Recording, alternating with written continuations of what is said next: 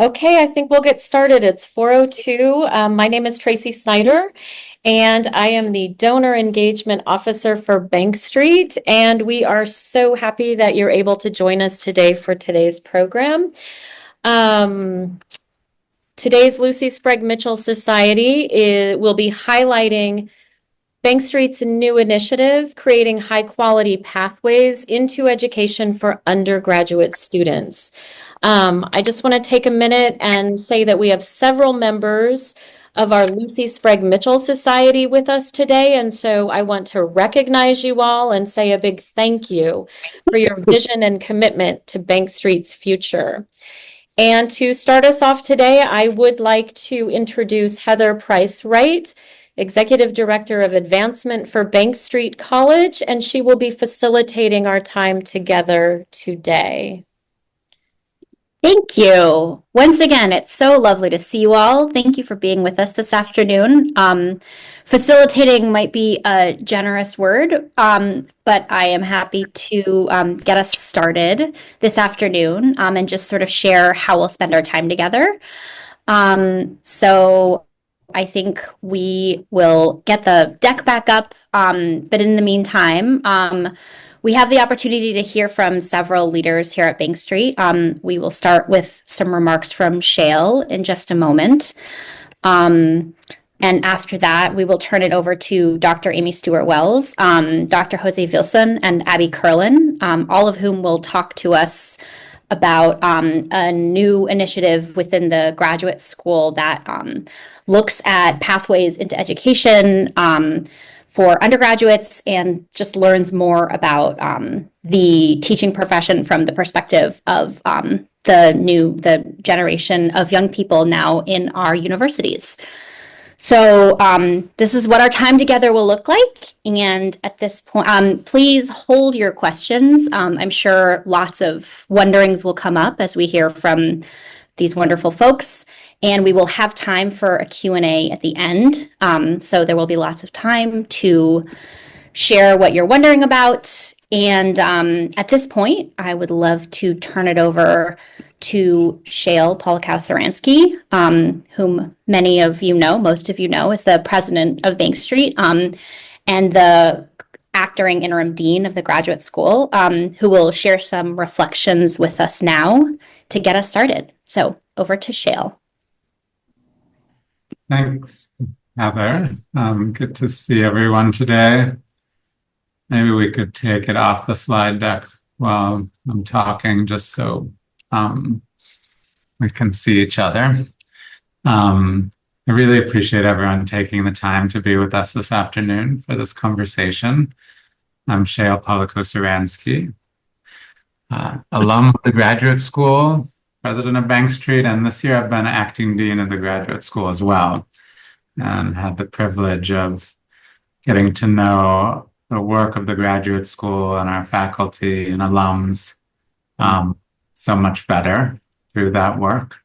I've learned a lot and hopefully kept things going in a generally good direction while we have done a search, and we did recently conclude that search and selected Dr. Suzanne McCotter, who is currently provost at the College of New Jersey and also was their dean of education there for several years and has spent many years at Montclair State as well, which is also New Jersey, wonderful place that partners a lot with Bank Street through several of our networks.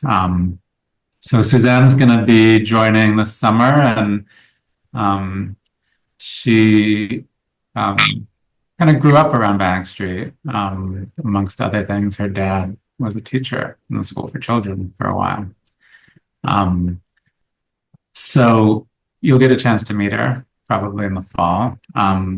I'm here to welcome you for this conversation, which is really about thinking about new pathways into teaching. Before I dig into that, I just want to acknowledge that we're all living through a very difficult, confusing, upsetting, infuriating moment in our country's history. And I think we don't really know exactly where that's going to lead from one day to the next and what it means. But I can tell you that one of the things at Bank Street that we're thinking a lot about is how do we avoid complying in advance with what often feel like poorly thought out and illegal dictates coming from the federal government these days. We have a deep set of practices here that we intend to continue doing and remain committed to. So we haven't rushed to change what we do or who we are or how we describe ourselves to the world. And in fact, we are thinking a lot about why is it that the federal government in this iteration is so afraid of higher education? And what is the power that rests with academics and teacher educators and teachers to resist and to tell the truth and to teach the truth about our history, which is what we've always been committed to doing. So happy to dig into that topic in more depth in the Q&A at the end, but we are here to talk about another issue close to our collective hearts here at Bank Street, and that is how do we nurture the profession of teaching and convince more people to become teachers and leaders. And you'll hear a presentation shortly, but one of the key statistics that jumped out at me from some of the work we've been doing on that is that the percentage of young adults enrolling in traditional teacher ed programs has fallen 50% since the 1990s. And it's at its lowest level in the last 50 years right now. And Bank Street's not immune to this trend. And, in that context of folks being less interested in becoming teachers, we're also naturally seeing a shortage of teachers with over 400,000 folks that districts are short across the country. But that means we have to be creative and strategic and think about ways to do our work differently and connect with folks who might want to move into the world of education differently. And so that's really what the discussion is about today. How do we inspire and recruit young people into the teaching profession and understand what's motivating them? And we've begun partnering closely with undergraduate institutions who are interestingly seeing a lot of interest in education, even though folks aren't going into teaching.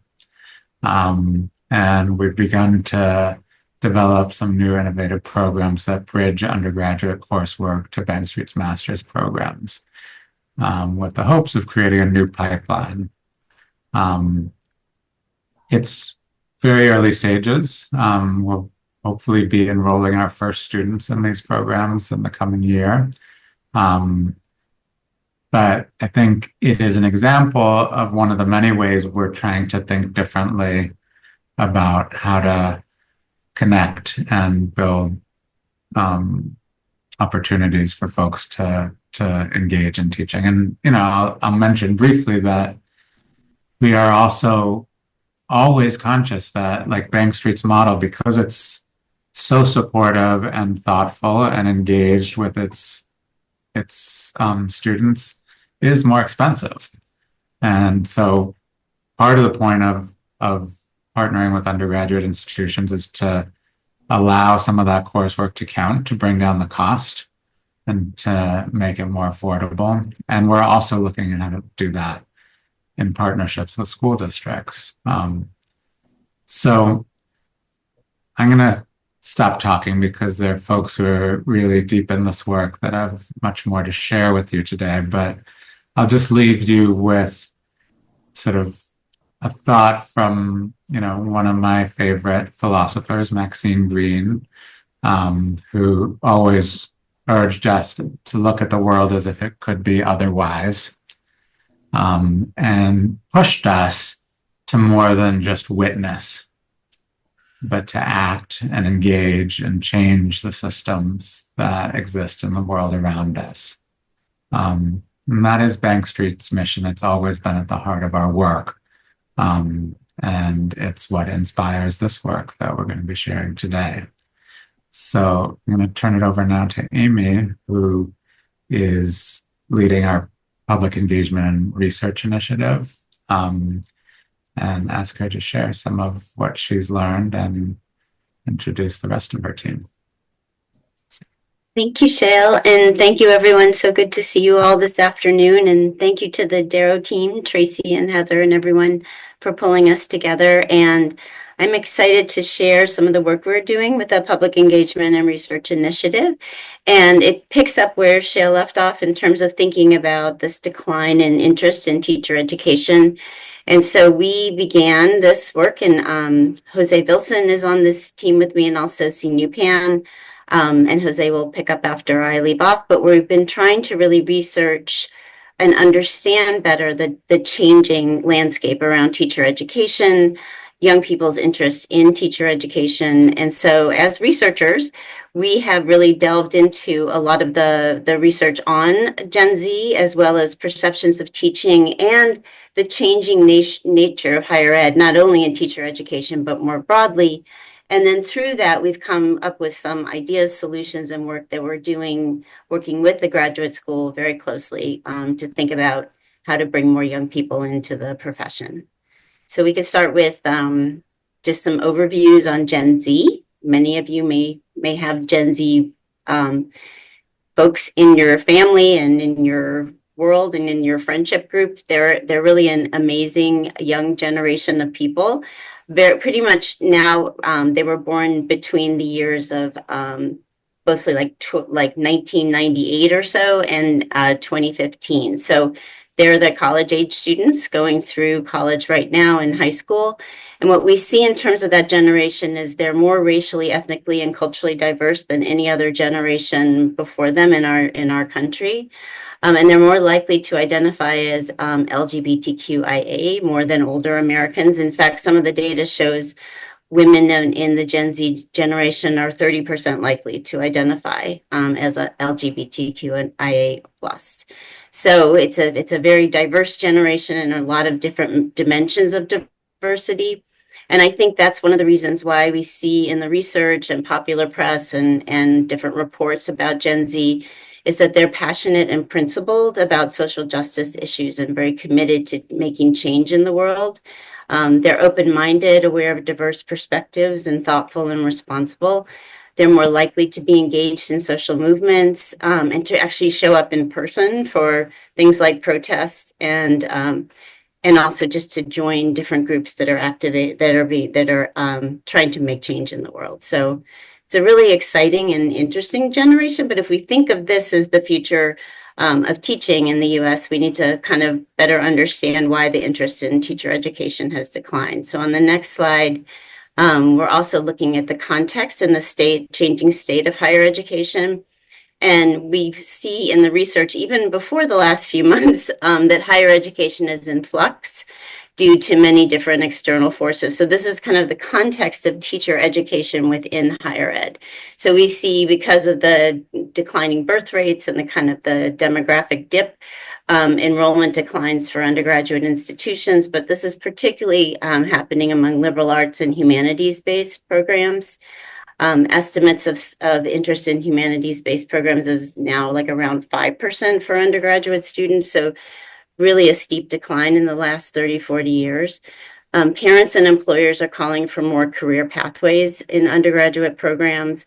This started with some work in the community college space and is now being pushed more in terms of the four-year colleges.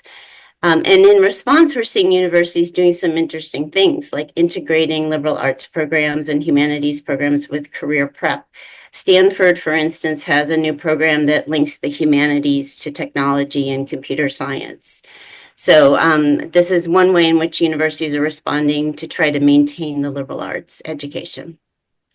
More specifically, to factors affecting teacher education in higher ed, we're seeing that alternative, lower quality teacher prep programs are growing, particularly in the for-profit sector. Teach for America was an example of a nonprofit alternative program, but now we're seeing growth in more of the for-profit. State level requirements and regulations on teacher ed and higher ed have continued to grow. And we know with some of our partners, small liberal arts colleges, it makes it very expensive and difficult to maintain teacher ed in the higher ed space.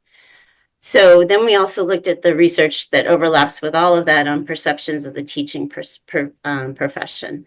And so aligned with what Shael was just talking about in terms of decline in interest in teacher ed, we see a lower understanding of the prestige of teaching and how that's decreased to its lowest level in 50 years.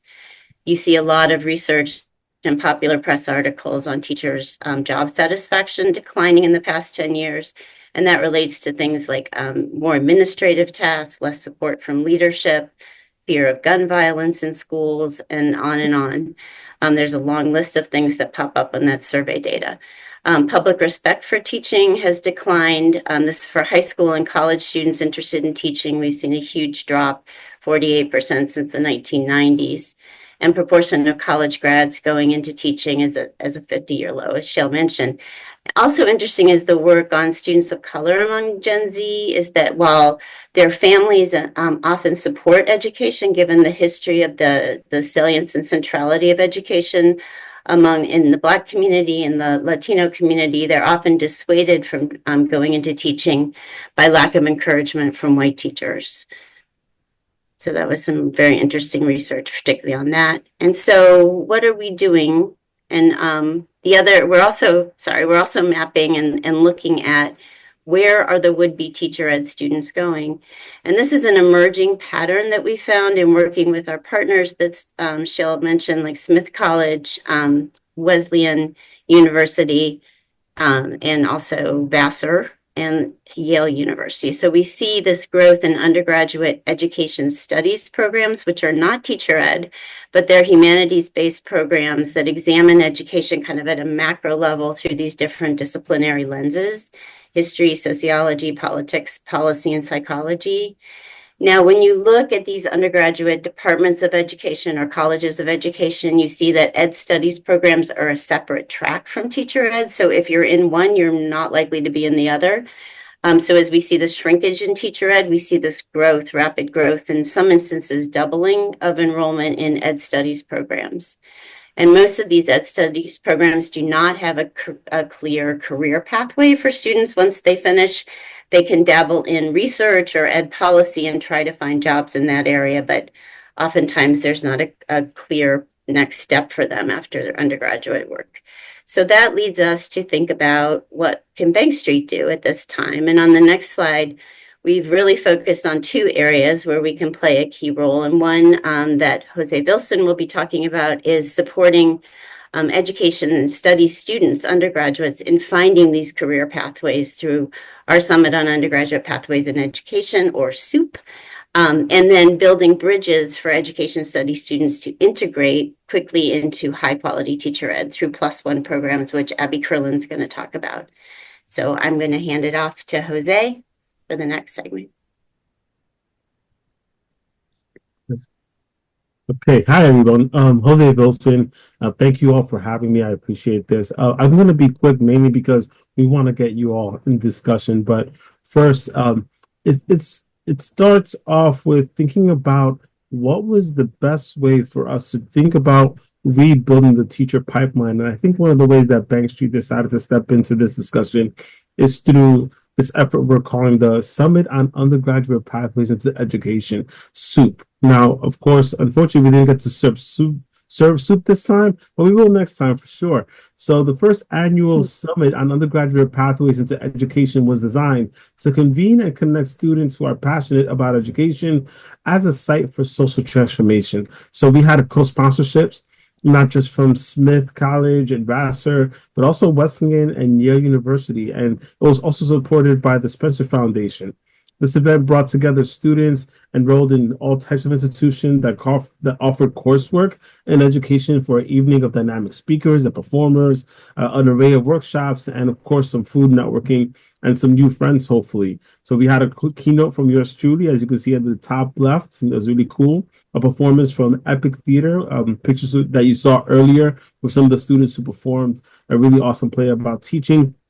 Several workshops from actual established practitioners, including folks right from Bank Street in the field, and a panel discussion featuring prominent leaders as well, some of whom are actually either Bank Street faculty or Bank Street alumni, and that was really cool.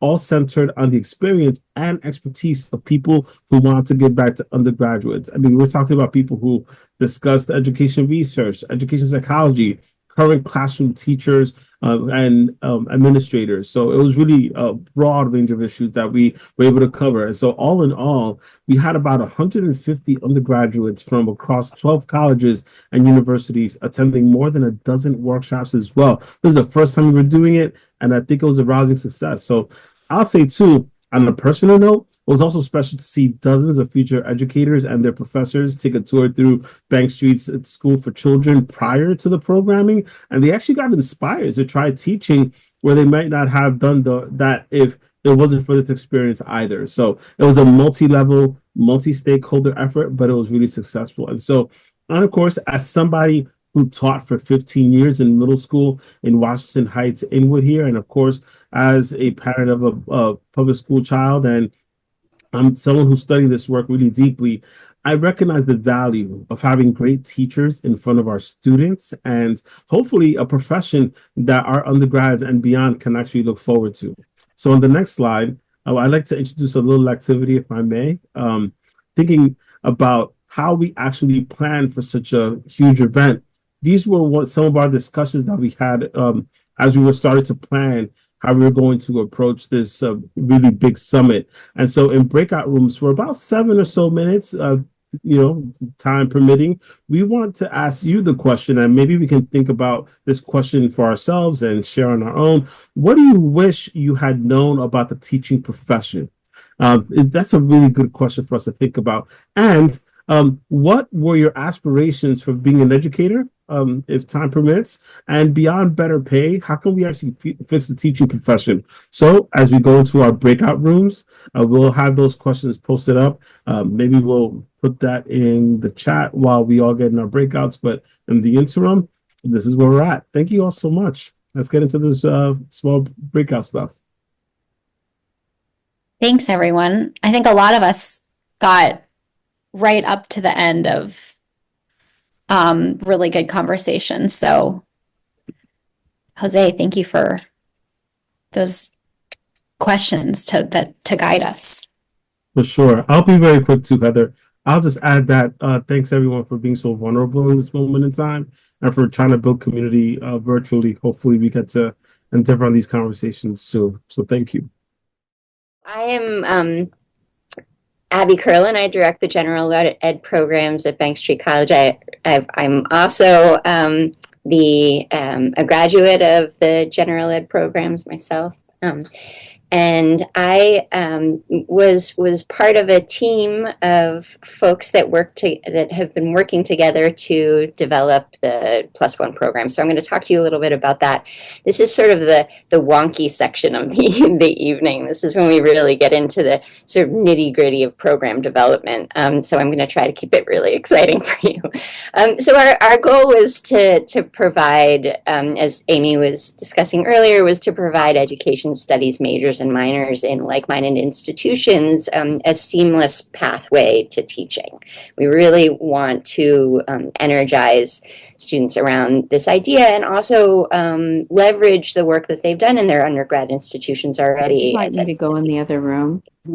Majors. You sure?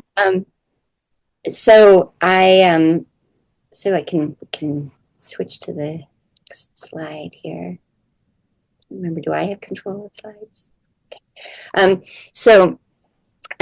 just to give you a sense of what that process looks like, developing programs, the question that we were starting with was, what do we really want students to experience at Bank Street? Like, what is something that we feel we offer that is unique and challenging and supportive for students?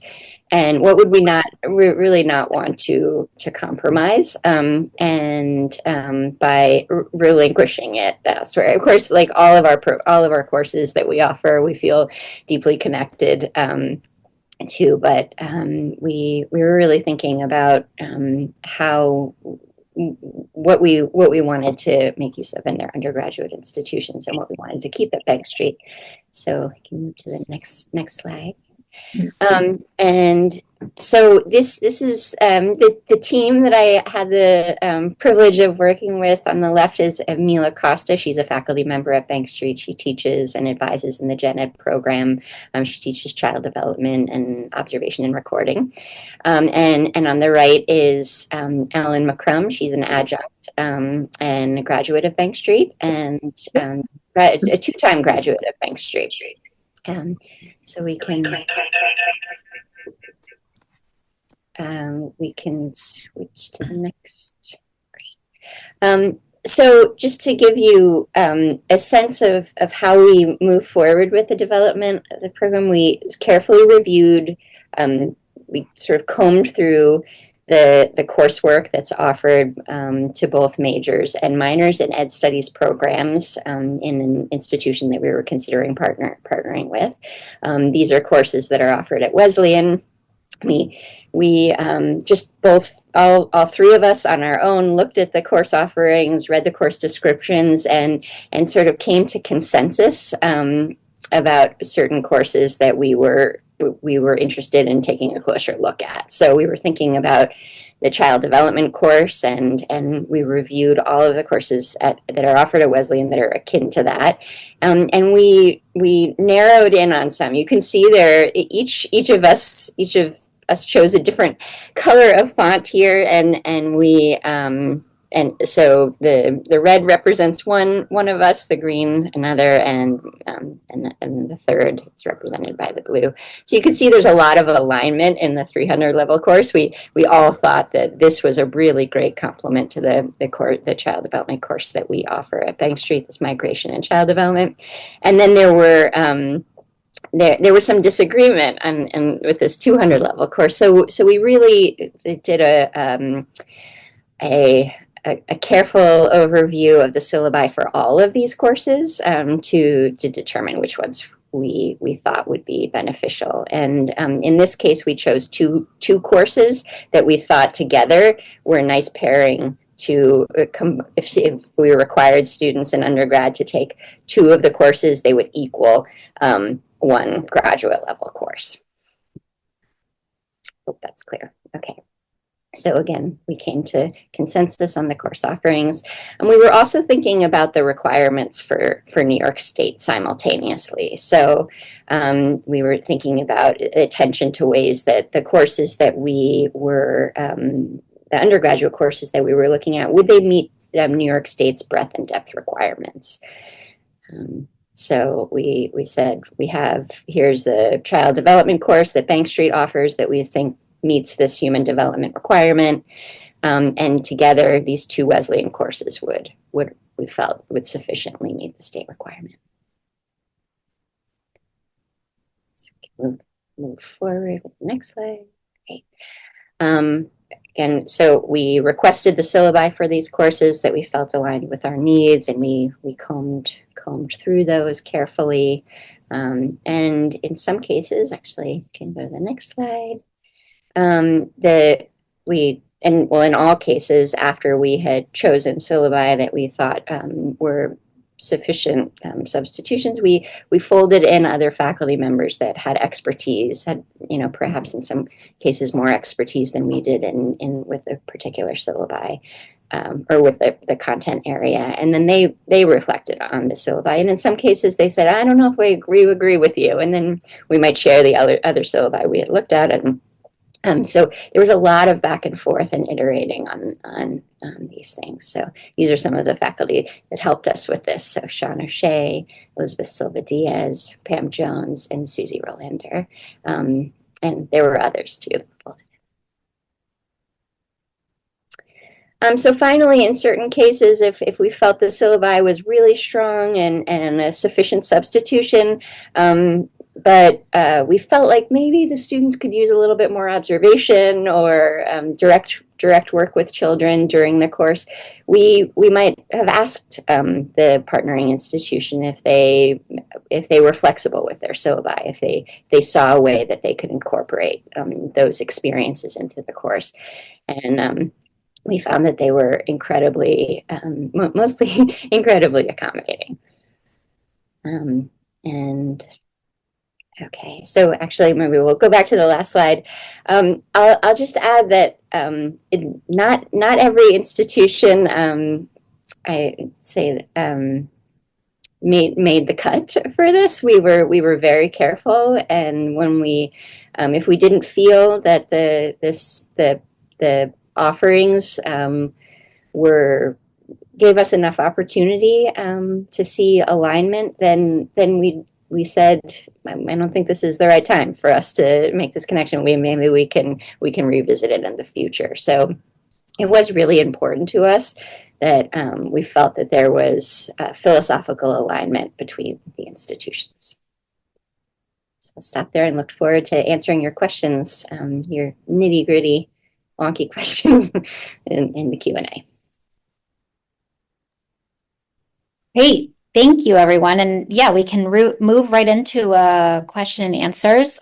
You're welcome to come off mute and ask your questions and ask them generally or direct them to anyone specific, or you can put questions in the chat if you would like. So whoever would like to get us started.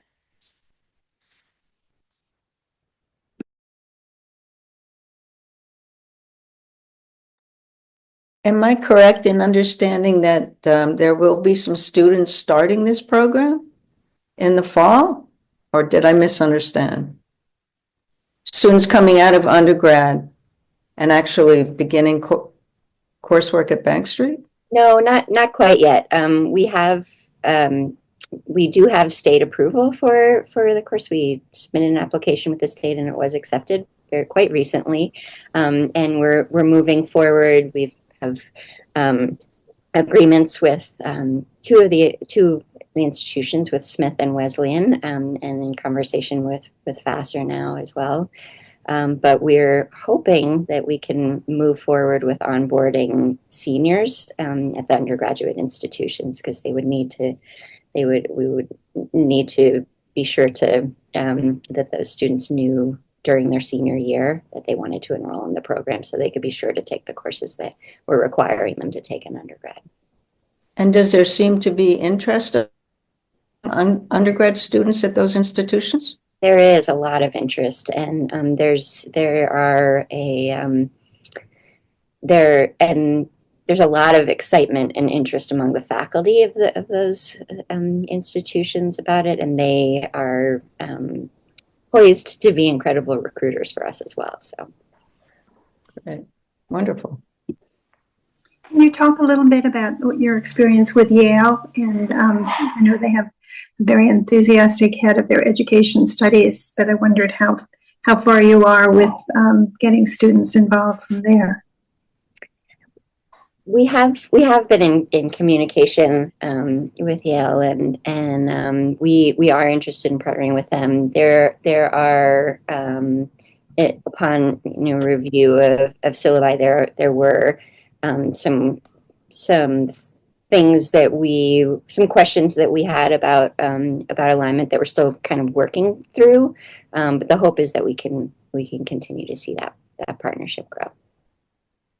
What courses other than development did you look at and are including in the undergraduate work?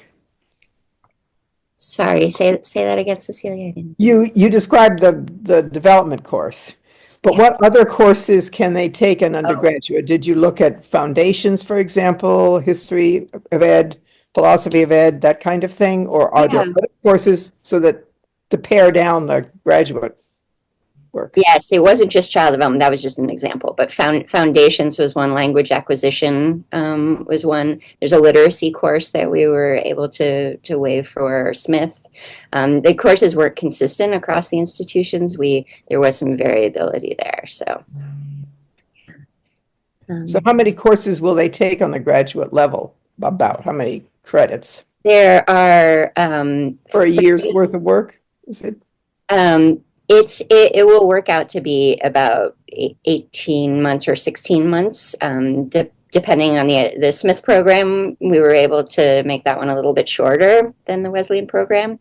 We held on to our methods courses, so the child or curriculum they need to take with us. The arts courses they'll take with us. There are again, it kind of depends on the institution, there was another question you asked that I'm not sure I answered. I was just the length of time they'd be actually working with Bank Street, and you answered that. It would vary a little bit, but not much more than a year and a half, you say? Yeah, and 30 credits, 30 what plus.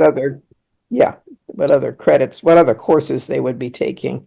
Yeah, they would do field work with us. That was a non-negotiable. Yeah. Practically, how would the courses be delivered? By Zoom or No, they're going up or up to the campuses, or how does that work? Yeah, this isn't entirely so the students would take Wesleyan. So say, for example, we're talking about Wesleyan students, they would take their Wesleyan coursework during their undergraduate years that they had planned, and then they would come to Bank Street for the graduate level courses. And this is designed as an on-ground program. So, it would reduce the number of credits that they need to take for the Gen Ed program. So right now, the Gen Ed program is 45 credits for a single cert program. And this would would reduce the number of credits by significantly, by, in some cases, 15 credits. Yeah. See, Margaret has her hand up, and Rena will be next. Thanks. I just have a question about, I think it's fabulous, like Smith is fabulous, Vassar, Wesleyan. I'm just wondering in terms of local colleges, especially that would draw students who have remained somewhat close to their communities to be able to go back to their communities and actually teach. Is there a thought process about creating a pathway and a partnership with more local schools as well? Yeah, maybe hand that over to Amy, because I know, Amy, you've been thinking a lot about what schools would be a good fit, right?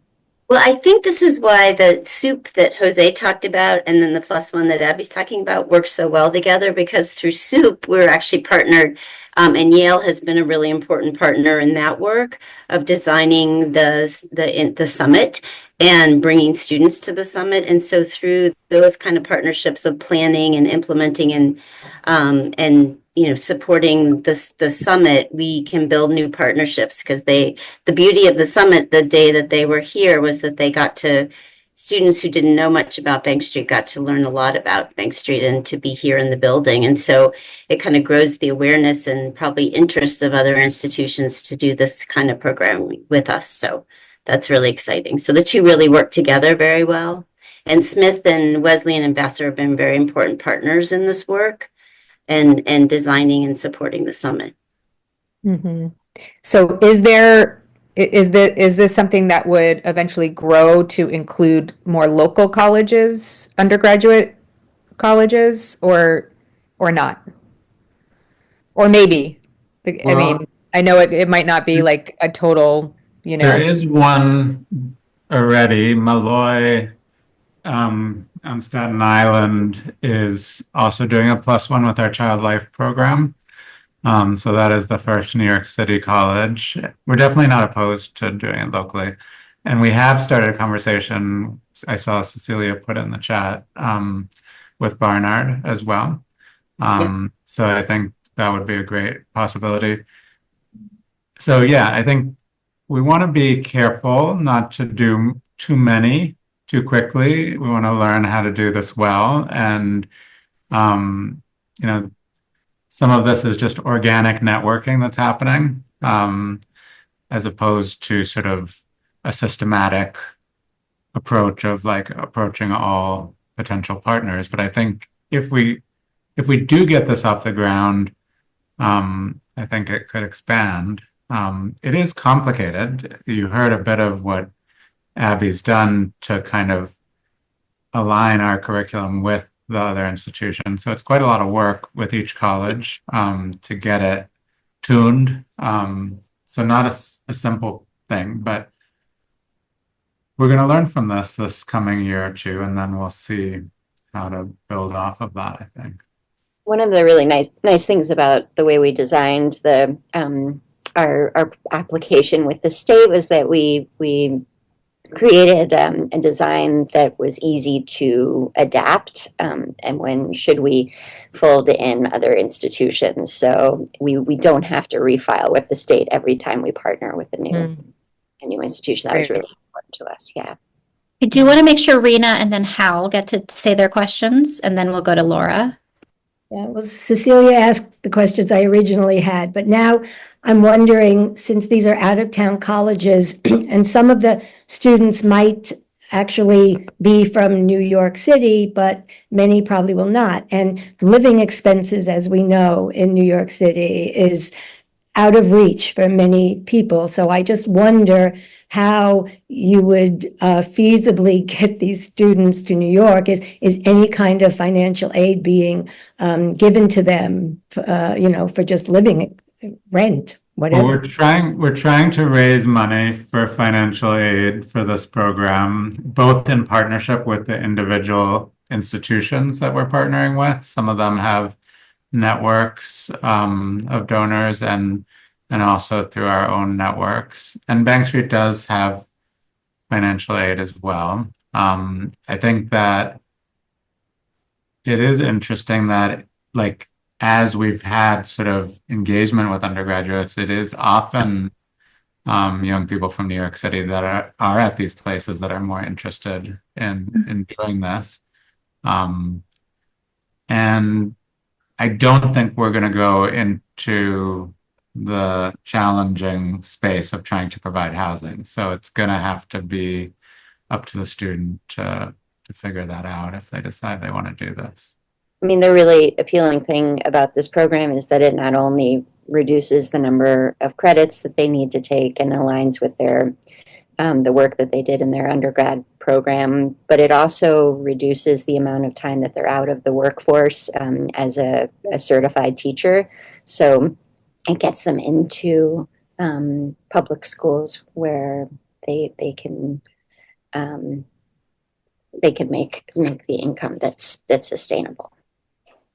I also just wanted to say at the summit in January, we had students not only from Barnard and Columbia, but also City College, Brooklyn College, and the Borough of Manhattan Community College. So we are drawing in local students in terms of this interest in this work. So Go to Hal. Thank you very much.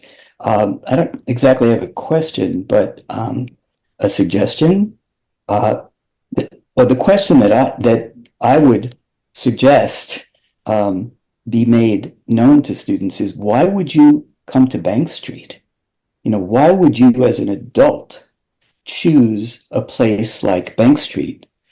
And I think that's what we have to figure out, ways of communicating, I believe, more than we ever have in the past. I was there for 43 years, and I watched our students grow and change and evolve. But the fact that we intersect the social, the emotional, the intellectual development of the person never was made clear prior to a student coming to Bank Street. And I just feel, when Jose said, when the soup people visited the children's school, they were inspired. They saw what Bank Street means. That's in the children's section. The same thing happens in graduate school. I'm retired. I bump into people who have had relationships with Bank Street over years. They say Bank Street changed their life. that message that changed my life without question.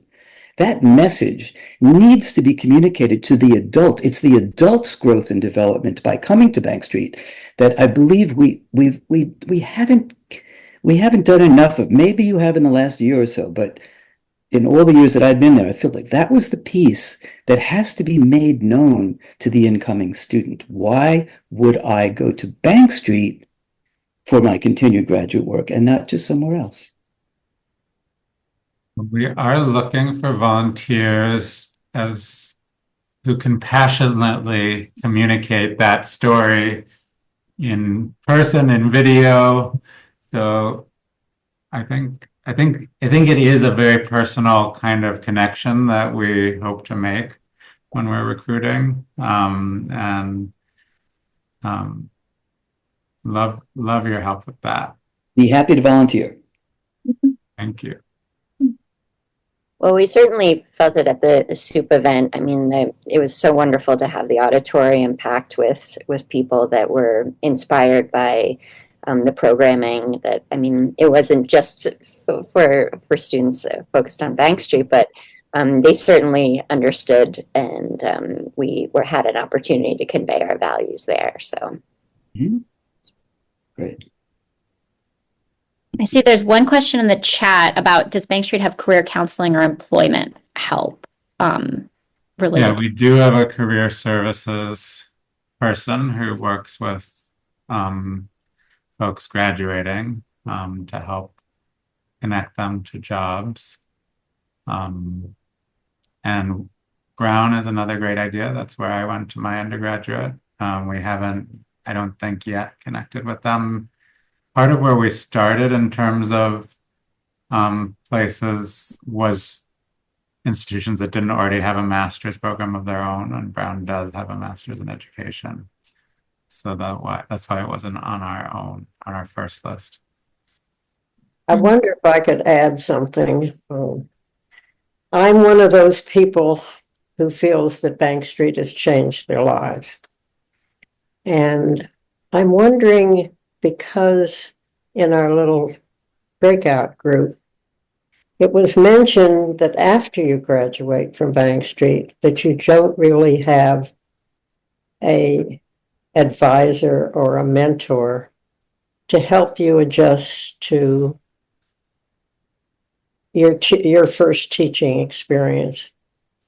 So I'm thinking that there could be greater use of alumni in working with people who are just starting out in the field and trying to get what Hal has talked about, is that feeling of who Bank Street really is and what they have done, and just try to move the process along in a very positive way. I think alumni could be a big help. I really do. Yeah, that's a wonderful idea. I really like it. You know, there is lots of informal ways that our advisors stay in touch with their students as they enter into the field and do provide a lot of support, but we haven't ever funded that, and I think it is uneven.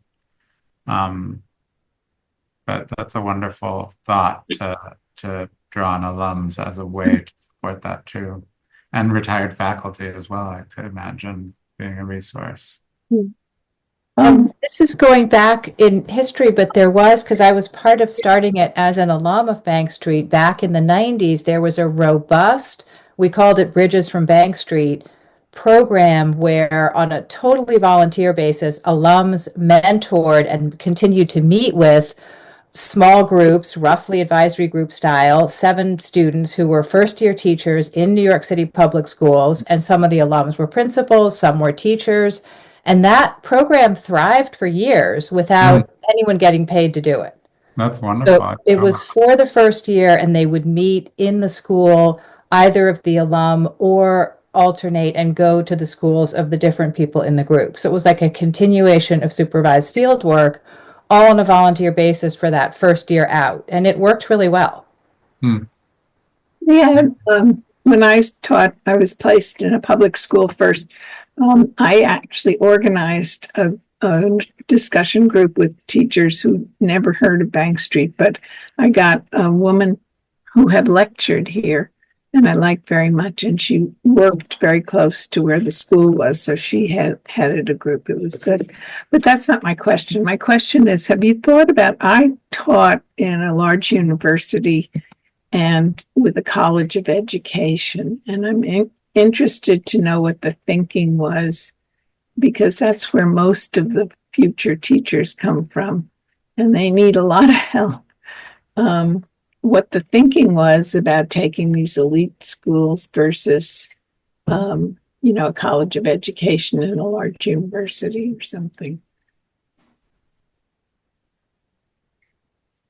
We had a partnership with SUNY Purchase that was created about 9 years ago, which was more an example of a larger state university doing this exact same thing. And it never got off the ground. And I think there could be many reasons why that was, but basically there were no students who wanted to come to Bank Street. And I do think part of the tension that we always grapple with at Bank Street is cost and access. And so, this is a cheaper version of our master's program because of the undergraduate credits, but it's still a lot more expensive than a public university tuition. So I think that's part of the thinking is trying to identify folks that have been paying significant tuition and want to take this on. And we've created a lot of other pathways where we charge similar to public universities for our master's programs, because we have a partnership with New York City Public Schools or a nonprofit that allows for, public funding to help subsidize the cost. And so both of those are tracks, and I think through those different tracks, we're kind of attracting different students. But, Bank Street's model is super expensive, and our ability to raise funding for financial aid doesn't come close to meeting the needs in order to really serve everyone we'd want to be able to attract. Thank you.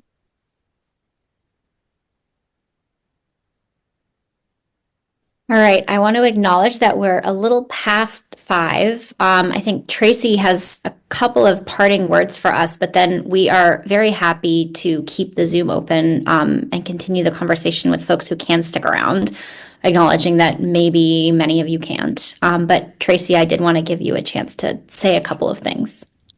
Thank you. I just want to say thank you to everybody, especially Shael, Amy, Abby, Jose, and Heather. Thank you so much. As you can see, Lucy Sprague Mitchell's legacy is alive and well at Bank Street.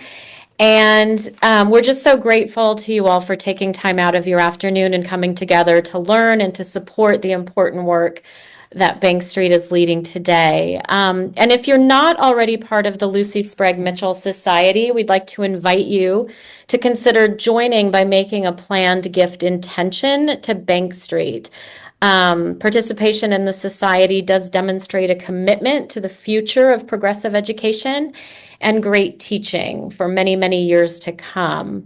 And of course, if you have already included Bank Street in your estate plans, please let us know so that we can welcome you into the society and keep you up to date on all the great programs and all the great happenings at the college. And before we go in different directions, I just want to remind you that tomorrow is Giving Day at Bank Street. Say a big thank you for everybody who already made your Giving Day gift. If you haven't, we hope you might consider that tomorrow, an official Giving Day. If you're local or in the New York City area and want to swing by between 8 and 9 a.m., we will be hosting a thank you breakfast at 112th Street. So if you're in the neighborhood, come by. We would love to see you. And next, I just want to make sure you all have your calendars marked. You should have seen this in your email box, but Alumni Weekend is coming up just a month away, May 15th through the 17th. And the BASCO Awards will kick that weekend off on Thursday, May 15th. So keep your eyes out for those announcements and please plan to join us. So we will keep the chat open for anybody who can stay on for a little socializing or further conversation. If you have to jump off, just please know how much we appreciate your time today. So thank you.